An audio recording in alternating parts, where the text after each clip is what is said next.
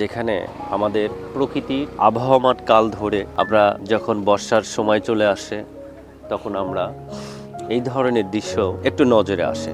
তবে এই দৃশ্যটা আর আগের মতো নেই। এখন দিনের পরিবর্তনে আমরা প্রায় আমার দেশীয় মাছগুলো খুঁজেই পাই না। খুব কষ্ট লাগে যে আমরা দেশীয় মাছগুলো হচ্ছে আমাদের মধ্য থেকে বিলীন হয়ে গেছে। আমরা সবসময় এখন যে মাছগুলো পাই সেটা হচ্ছে আমাদের চাষ করা মাছ, একটা বড় জায়গাতে আমরা চাষ করি, কিন্তু দেশীয় মাছ শুধুমাত্র এই বর্ষার সময় আমরা দেখা পাই। আজকে এমন এক ভাইয়ের সাথে আমরা কথা বলবো যিনি এতটুকু মাছের জন্য সারা দিন এখানে এই নৌকা নিয়ে আর এই মাছের জন্য অপেক্ষা করে, আর এতটুকু মাছ পেলেই তার ফ্যামিলির জন্য নিয়ে যায় এবং তার ফ্যামিলিকে দেশীয় মাছ খাওয়ানোর জন্য নিজে এতটুকু কষ্ট করে। তো দেখি আমি আমার এই ভাইয়ের সাথে আজকে একটু কথা বলবো।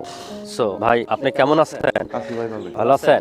আলহামদুলিল্লাহ। আপনি এখানে যে জাল ফালাইছেন, এটারে কি জাল বলে? এটা আমরা ধর্মজাল বলি। ধর্মজাল।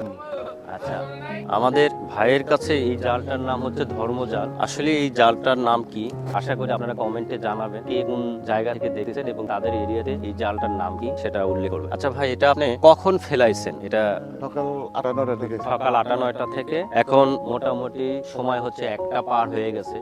সকাল 8টা থেকে ভাই এতক্ষণ পর্যন্ত এই জালের মাছের জন্য অপেক্ষা করতেছে। সো এখানে কি মাছ পাওয়া যায়? আইয়ে সময় সময় আইয়ে কটা করে। আচ্ছা, মাঝে মাঝে এখানে মাছ পান।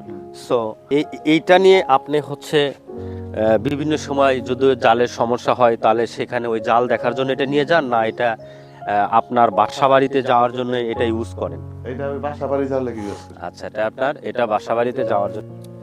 তো সেক্ষেত্রে আপনার এটা অনেক একটা সুন্দর জায়গা দেয় যাওয়ার জন্য। হ্যাঁ, এখন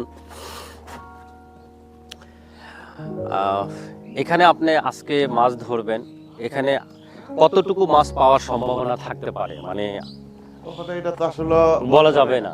বলা যেত না। আচ্ছা। মনে করেন যে রিজিকে যেটা আছে এটাই আইবে। কোন ধরনের মাছ পাওয়া যায় এখানে বেশি? এখন পুঁটি মাছ, তেলাপিয়া, এমনি এর মধ্যে বড় মাছ পাই নাই। বড় মাছ পাওয়া যায় না।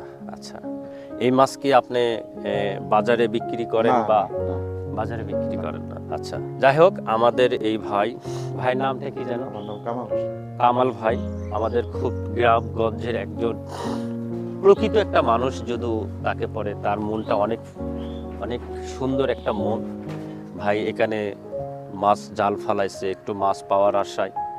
তো ভাই, মাছ এখন কি উঠালে বোঝা যাবে মাছ উঠছে কিনা? হ্যাঁ, একটু যদি দেখাইতেন তাহলে ভালো হইতো। আপনার এখানে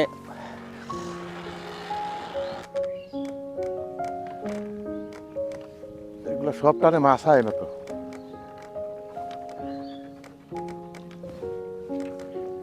আসলে